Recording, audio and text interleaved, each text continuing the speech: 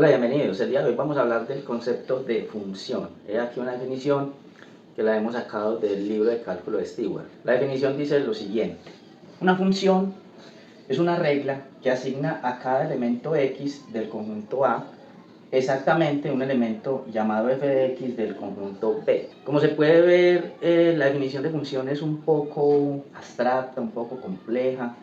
Entonces hay que tratar de desmenuzarla palabra por palabra y para ello vamos a utilizar un ejemplo muy concreto. Vamos a tomar dos conjuntos como referencia que los vamos a denominar A y B y esos dos conjuntos tienen una relación que la podemos llamar tranquilamente una función. Muy bien, hagamos un esquema entonces de nuestro ejemplo.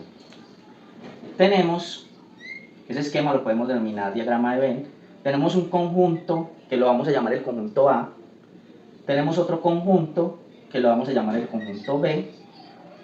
Este conjunto A contiene unos nombres.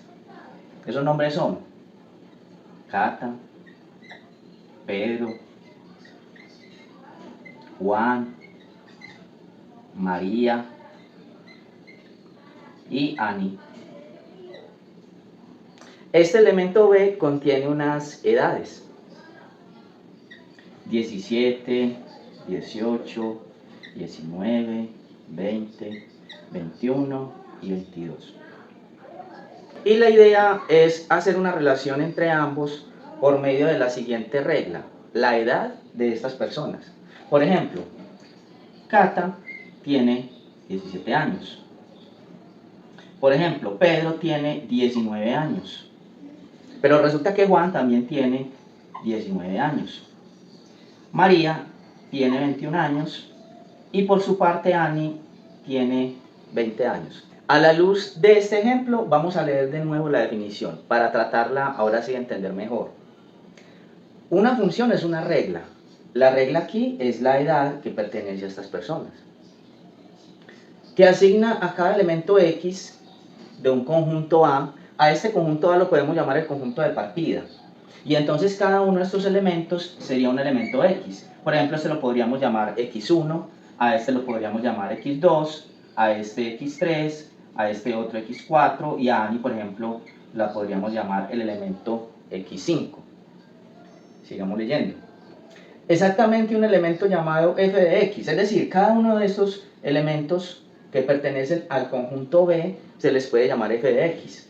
Por ejemplo, este 17 sería f de x, pero no cualquier x, sino de x1. Por ejemplo, este 19 podríamos llamarlo f de x2 o incluso lo podríamos llamar f de x3. Es decir, este valor pertenece a Juan o a Pedro. O en otras palabras, Pedro y Juan tienen la misma edad, que es 19 años. Este lo podríamos llamar, entonces, este 21 lo podríamos llamar f de x4 y a este 20 lo podríamos llamar f de x, en este caso 5. Con este f de x estamos indicando que esta sería la edad correspondiente a este nombre. Incluso algunos hacen una analogía de lo que es una función con una máquina a la cual se le puede ingresar estos valores del conjunto de partida y la máquina soltaría estos valores del conjunto de llegada. Algo así, a ver, si por aquí tenemos nuestra máquina, por aquí se le ingresa un valor, que en este caso sería un valor x, por acá debería salir un valor llamado f de x. En nuestro ejemplo, un caso particular, si a la máquina le ingreso, por ejemplo, Pedro, entonces la máquina, Pedro sería x, la máquina me arrojaría 19. A esa máquina, en este ejemplo en particular, la podríamos llamar la edad. Resaltemos además algunos detalles de esta relación que hemos llamado función. Por ejemplo, se nota que todos los elementos del conjunto de partida, todos los x, están relacionados. Por eso aquí la palabrita a cada elemento me está indicando de que ninguno de estos debe sobrar, todos están relacionados. Ahora, cuando me dice exactamente con un elemento, significa que para cada uno de ellos, obviamente existe una sola edad. Lo cual no quiere decir que aquí no se dé el caso de que un elemento tenga dos relacionados del conjunto de partida. Entonces, el conjunto de partida debe tener para cada elemento una única relación. Pero el conjunto de llegada podría tener para cada elemento varias relaciones o incluso un elemento o varios de ellos sin relación. De ahí que para ser bien específicos con una función debemos también hablar de lo que es el dominio y el rango. El dominio es el conjunto de elementos del conjunto de partida, es decir, en este caso de A, que están relacionados.